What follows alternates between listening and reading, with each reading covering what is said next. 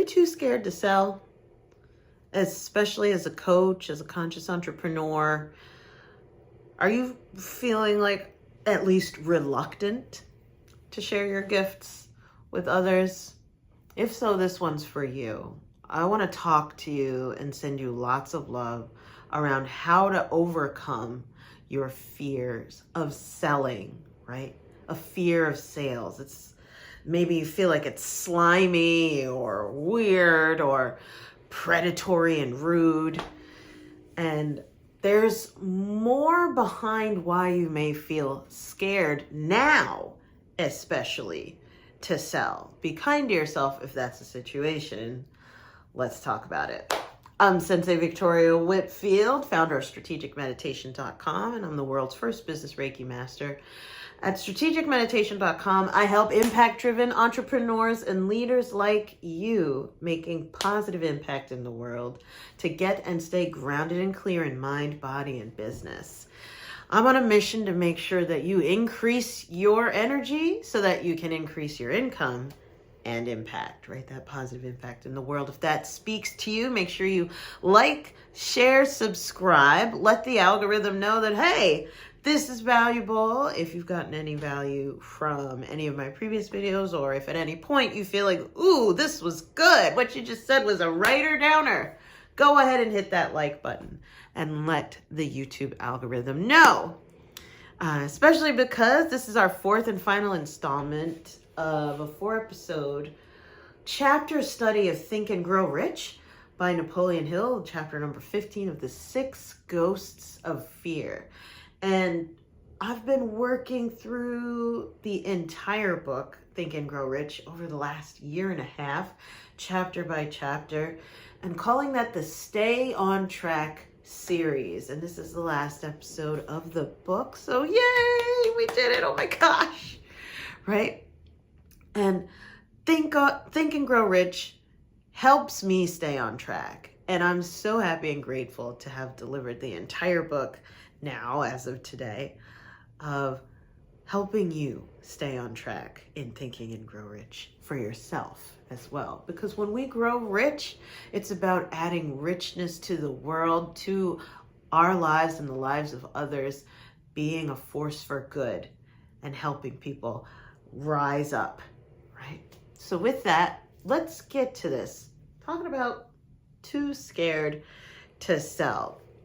This is interesting. This series, in our last 3 episodes, we talked about especially the problem of how we're being programmed by marketing to be scared, to look for lack, to focus on the negative, because there is a whole limbic capitalism economy, right? That's the term that is enforced through another term, neuromarketing. We learned that neuro meaning neuroscience, the brain.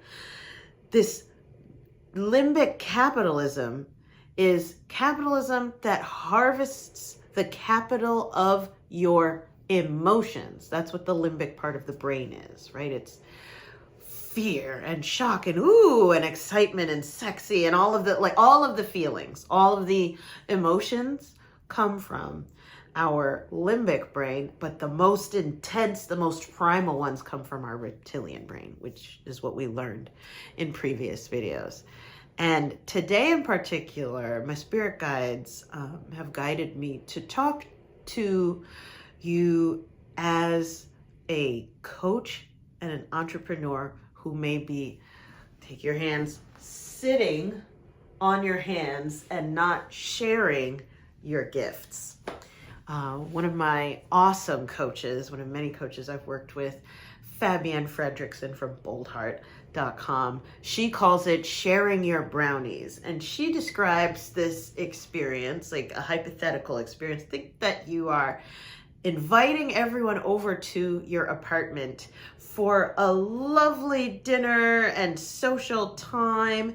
And while everyone is like having fun in the other room, you're in the kitchen and you begin to bake chocolatey, yummy brownies, right? And there's a certain point when the brownies start to really cook in the oven that the smell of fudgy chocolate hits the air. It's like, oh. And of course, it smells delicious to you. You're enjoying the brownies, and then eventually someone's gonna walk in and be like, oh, that smells so good. Are you baking brownies? And imagine in this scenario, you say, none of your business. Get out of my kitchen. And okay, they're there at the party and they're like, okay. And then maybe another person comes in like, oh my God, it smells so good. Are you making brownies? I'm so excited to be here. This is such a fun party. Nope. Get out of my kitchen. This is not for you, right? The free food's in the other room. Bye. And then once the brownies are complete, you take them out of the oven, cut them into little squares, and proceed to eat every single one of them until you feel bloated. Oh, my stomach hurts as I just said that. And then if you can't eat any more, you just take the rest and throw it out. And then go to the party. As if nothing happened. This is my mentor Fabienne's example of what it means to not sell your services, to not share the fact that you can help people. Oh my gosh, it's a travesty. You're withholding your gifts. You're withholding your brownies. You're being stingy from her perspective. And I want to speak to our sisters and brothers in business out there who may be watching, who it's not that you are withholding, it's that you're afraid. You're afraid. You're genuinely scared to share your brownies. And with love, I want you to know, as I said last episode, that's actually not your fault. You being too scared to sell is by design. The more emotional you are, the more susceptible you are to influence. This is what science has shown us. And this is so important for us to really get clear on that so that we can release that. Does that make sense? Yes, yes? Type release. If you're ready to release being too scared to sell, type it in the comments. And so it is. With that, we're going to head on over to the scientific article of the day to show some of the background on how we got trained to be scared and why. And then we're going to head on over to Think and Grow Rich so that we can learn what to do about it. With that, today's scientific article comes from nature.com and is from way back in February of 2018. It's titled Media Use and Brain Development During Adolescence, right? So this is a study. And it says, neuroscience studies can potentially provide more insight into the moral leniency following adolescence anger. Moral leniency. That means when you're pissed, you don't care. You don't care anymore. You're just pissed. Neuroscience research on adolescent development has shown that the development of the prefrontal cortex is an important region for emotion regulation, and it matures until early adulthood. Applying adaptive emotion regulation strategies such as putting into perspective, refocusing, reappraisal of situations possibly requires enhanced demands on the dorsolateral prefrontal cortex. Possibly the late maturation of the dorsolateral prefrontal cortex together with heightened emotional reactivity may make adolescents more likely to be influenced by media content. Pause. What was all that? What? So our brain development starting from young adulthood, actually through adulthood, is affected by our interaction with the media. The media affects our brain development and our emotional regulation, whether or not we can calm ourselves down and get a clear head. Yes, yes. And it's important to take a look at this influence that the media can have on our brain development, because if media can affect our emotions, that means by extension, it can affect our decisions, because what matters most is how you feel. Your feelings influence your decisions, and what you decide, you take action on. Unpause. For example, research showed that emotional experiences biased participants' perception of media footage, despite being told beforehand that the footage contained fiction-based materials. They attributed significantly higher levels of realism to it under conditions of emotional arousal than in a neutral state. Pause. What does that say? The study showed that the more riled up you could get the kids, right, the adolescents, the young people, the more riled up you could get them, and then show them something to say, yeah, and that's why this, they're like, yes, regardless of whether or not that was real. The more emotional you are, the more susceptible you are to influence. Unpause. Subsequently, participants attributed more information value to the fiction-based footage, up to similar levels as to the reality-based clip. What matters most is how you feel. It'll warp the way you look. If you're feeling, if you're so emotionally activated, it will warp the way that you look at reality. Unpause. It is likely that engaging in media is associated with multiple processes in the brain, such as fast processing of emotions associated with engagement, sensation seeking, right? Pleasure, pleasure, pleasure, and emotional responses to media content, as well as more reflective and relatively slower processes, such as perspective taking and emotion regulation. We interpret such parallel processing, so doing all these things at the same time, as coordinated networks of an interrelated imbalance between heightened emotional responsivity and protracted, which means delayed, development of reflective processing and cognitive control. For example, adolescents show a peak in neural responsivity to emotional faces in the ventral stratum and the anterior insula compared to children and adults. In addition, adolescents showed protracted, meaning delayed, development of social brain regions in the prefrontal cortex, possibly depending on personal goals.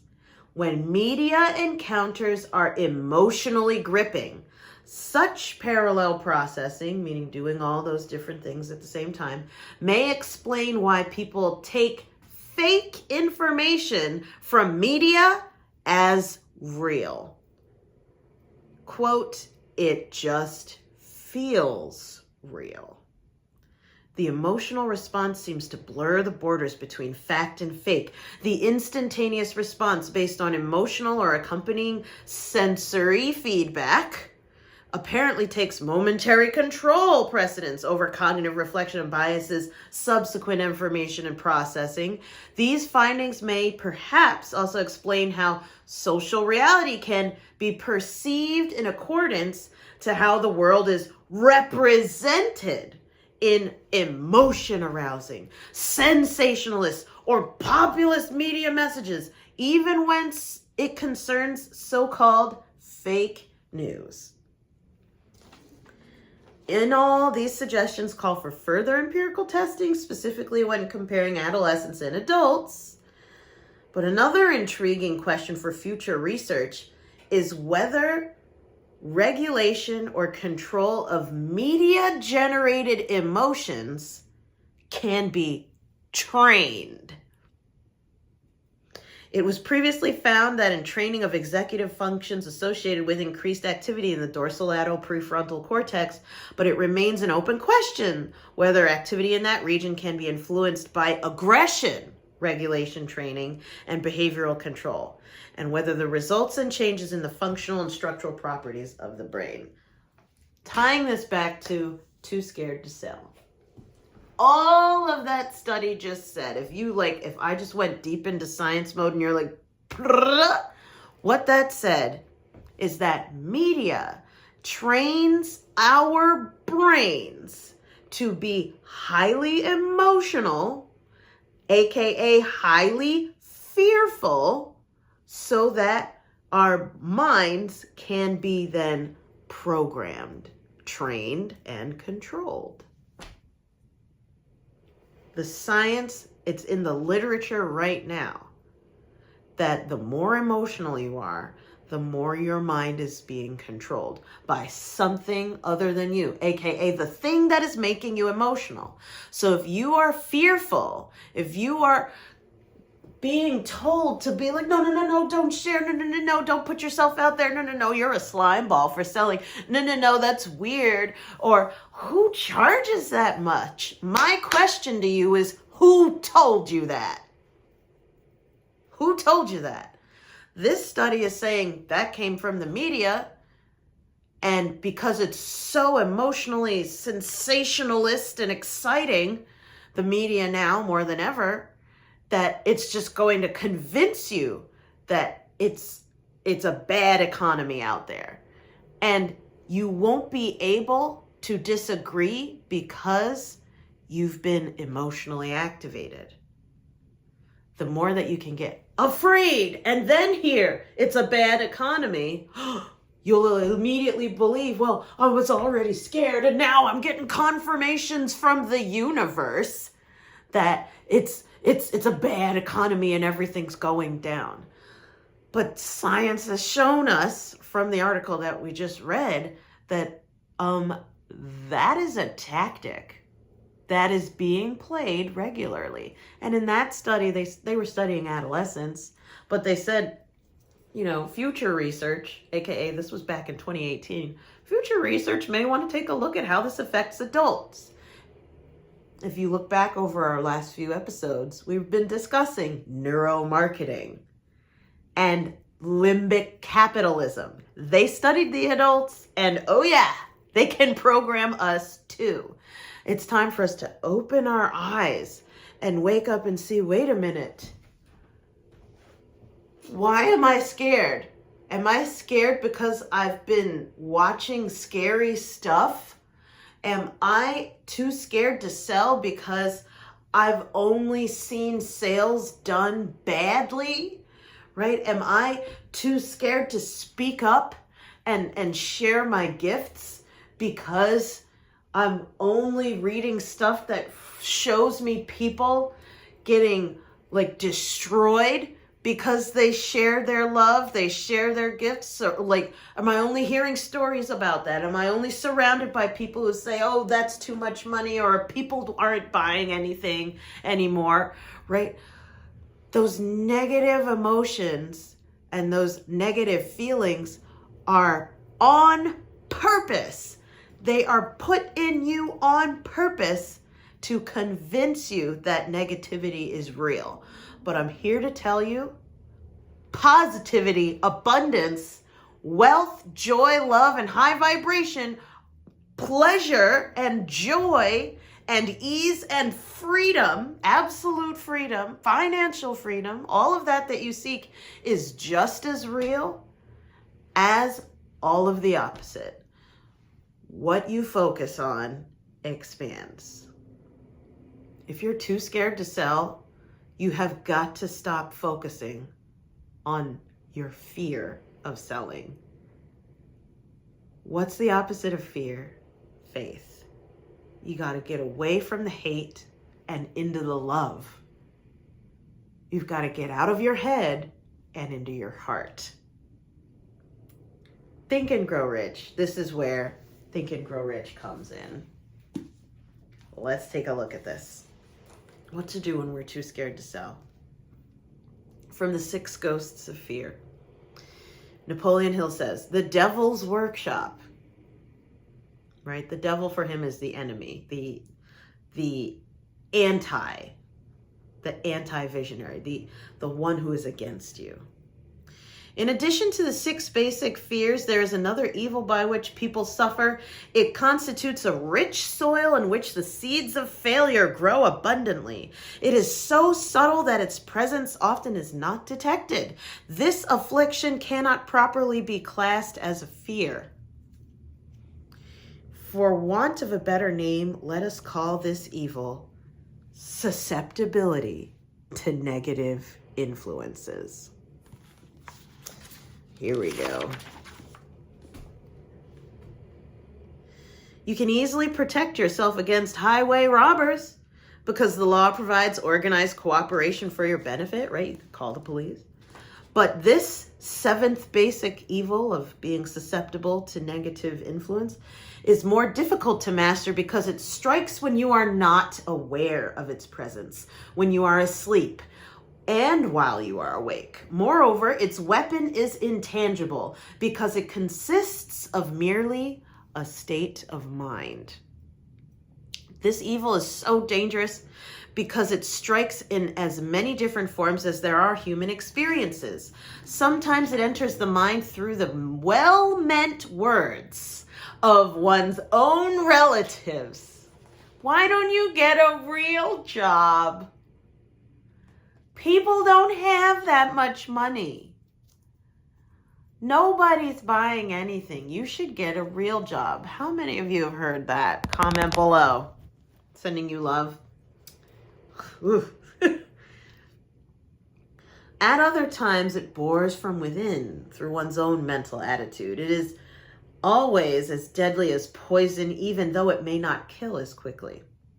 How to protect yourself against negative influences. To protect yourself against negative influences, whether of your own making or the result of the activities of negative people around you, recognize that you have a willpower and put it into constant use until it builds a wall of immunity against negative influences in your own mind.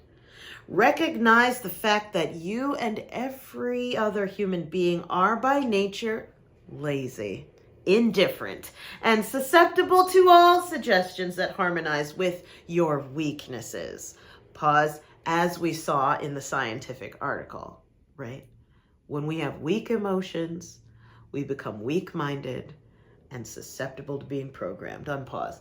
Recognize that you are by nature susceptible to all the 6 basic fears of poverty, criticism, ill health, loss of love, old age, and death, right? And set up habits for the purpose of counteracting all those fears. Recognize that the negative influences often work on you through your subconscious mind. Therefore, they are difficult to detect, and keep your mind closed against all people who depress or discourage you in any way. Clean out your medicine chest, throw away all pill bottles, and stop pandering to colds, aches, pains, and imaginary illness. Deliberately seek the company of people who influence you to think and act for yourself. Do not expect troubles, as they have a tendency not to disappoint. Without doubt, the most common weakness of all human beings is the habit of leaving their minds open to negative influence of other people. Tying this back to too scared to sell. Are you? Do you have a fear of sales? Maybe it's because you're around people who are too scared to sell, who are awkward about it, and who don't have a sense of joy or a sense of peace and ease and respect. Or a sense of agency and strength with sales. Are you around people who are too scared to sell? Is that who you hang out with? Top 5 people who you hang out with? They're like, I don't really feel comfortable sharing my stuff, or I don't invest much. We got to keep a tight budget.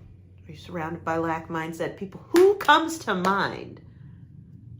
Who in your mind? Is it your mother saying, make sure you don't spend much money or keep your hands out of other people's pockets, right? Is it your father of like, oh, there's never enough work. There's never enough money. Nobody wants it. Nobody wants me. Or it's you got to work hard. I'm never going to make it. Who comes to mind? Is it a teacher? Who told you? Who told you to be scared to sell? It's the same way that you can catch an illness off of somebody that you don't even have, right? That's why Napoleon Hill was saying imaginary illnesses. Get all the pills and stuff out of your, like, stop with the, oh, I'm deficient. Oh, I'm deficient. That's different, believing that you are ill, different than having an actual diagnosis and actually working with the doctors. No. You think you figured out just how sick you are versus talking to a professional. You've got to think and grow healthy in that, or think and grow ill. The same way with your finances, you've got to think and grow wealthy, or think and grow poor. Be kind to yourself if you have a poverty consciousness and you're surrounded by poverty consciousness and fear consciousness of no one's listening to us anyway. No one's buying anything. Or if you sell, you're a jerk and you're mean, or you're a slime ball. Only sleazy people sell their stuff. How does anyone make anything in business? Especially as a coach, you got to tell people you're here to help, right? Or if you're not a coach, right? Other clients of mine are bookkeepers, realtors, right? Energy workers or therapists, or hair salon owners, restaurant owners. Trying to think of all the clients that I have. Or marketing agency owners, construction and contracting company owners. Like, I've served all many different kinds of people who are good people and have good things to help people out. And because of the cooties, the mental cooties that we've picked up on of other people's crap, saying, oh, the economy, or oh, no one's buying, in an alternate universe that is right here on top of your now reality, there is another reality where there are billionaires. I know a couple by name and have hugged them personally. So right here and right now, you could be in the reality where people are making money or not. I want to encourage you to focus on the making money reality and joyful, delicious, happy, peaceful, soulful, authentic sales reality, rather than the shame and fear and syndromizing, right? Imposter syndrome, a fear syndrome. I have a fear of sales, right? As if it was a syndrome, a diagnosis. No, there's a whole nother reality right on top of, right here. Do this with me.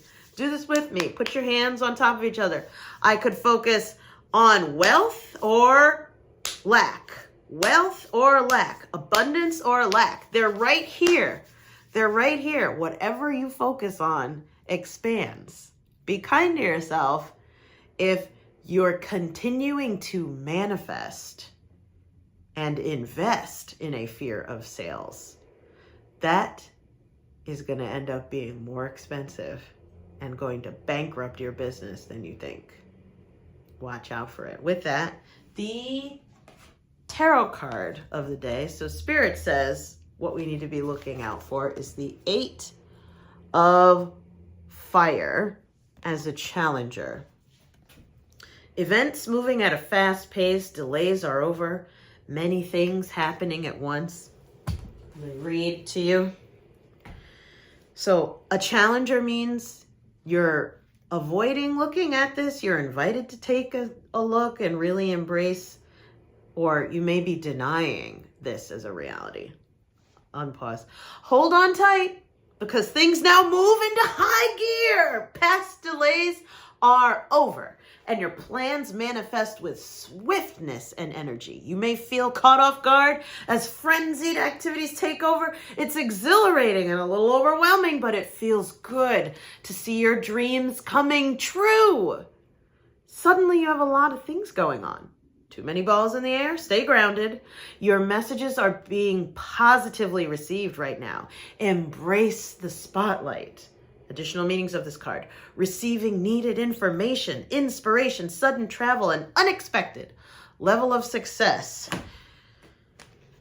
We're resisting. Watch out today, Kyo Dakeba, just for today. Be vigilant about how you may be resisting and blocking your now unexpected level of success. The fact that you are blowing up, things are getting better than ever. You really are moving forward. But which reality are you going to tell? Is this really happening? I don't think so, or I don't trust myself, or these people, like, I know this person is nice to me, but the minute I tell them how much it costs, they're going to hate me, so I'm not going to tell them. Versus, oh, these people are listening here because they are ready to buy and they trust me, and I know I'm going to rock it because I am the shift. And they know it, and now I know it, and I'm going to act like I know it because they need a shift in their life, and I'm going to give it to them. And I'm also going to give them the opportunity to invest at a level that gets them to buy in on themselves and to commit to their next level. I'm not going to discount. I'm not going to shortchange them. I'm going to give them the opportunity to step into saying that they are worth this level of commitment. They can say to themselves that I'm worth this level of commitment. I am high ticket. I am so worth it. I am high value. And that's why I invest in high ticket support, because I am a high value person, right? I'm worth it. I'm worth it. Go ahead and type that in the comments below. I'm worth it. When you give people the opportunity to invest with a state of abundance, and you are supporting them in making that conscious, grounded, abundant next level decision, that helps them rise up. You give them the shift. That's when sales becomes transformative, right? So, okay. What's the action step? Like, all right, Victoria, we've been going about, like, okay, too scared to sell. What do I do right now? For all my sisters and brothers who are in our school app, in the membership, we've got to take a strategic meditation, right? To really shift your relationship with sales. And if you are in my membership or you're too scared to sell, I got another thing for you. Hold on a second though. We've got to shift our state, because your fear of selling is a symptom of you being ungrounded, right? Be kind to yourself. Fear means you are ungrounded. So go into our school app, type in the search bar, earthworm grounding. Easy peasy. Earthworm grounding. And you can go to the grounding meditations, part of our vault of visualizations. If you haven't joined our membership yet, click on the link in the description here, or go to skool.com/Be Visionary Movement, all one word. Right, go to our school, join it so you can do the earthworm grounding meditation of the day. It's 18 minutes, and we're going to allow earthworm spirit animal to help us release that fear and make steady, stable progress. Grounding into the soil, receiving the nutrients, steady, stable progress. 18 minutes, you've got to feel it, right? Embody that energy so that you can release your fear of selling. You don't have to be too scared to sell, right? And for those of you who haven't joined the membership yet, I have a free masterclass coming up called the Unblock Your Sales Chakra Masterclass, right? And this is where I share with you the 3 secrets behind why you're not selling. Like, we only tapped the tip of the iceberg today, and I'm going to go deeper into that masterclass. It's 90 minutes, right? So go ahead, hop on over to Instagram is the best place to do this, where you comment chakra and DM me chakra at Sensei Whitfield on Instagram, right? At SenseiWhitfield at Sensei Whitfield on Instagram. DM me the word chakra, CHAKRA, and I will send you back the login info so that you can come to the next Unblock Your Sales Chakra Masterclass. Right? If you comment chakra right here, if you're watching on YouTube, I'm going to have a hard time getting that registration link to you. I'll do my best. But the best bet is to go over to Instagram at Sensei Whitfield and DM me there, the word chakra, so you could be at the Unblock Your Sales Chakra Masterclass. We're going to locate it physically on your body, right? As well as show you exactly how to open it and keep it that way permanently. And so it is. With that, I'm sending you so much love, and we'll see you next time. Remember, you do not have to lose your glow as you grow in life and business. Bye for now.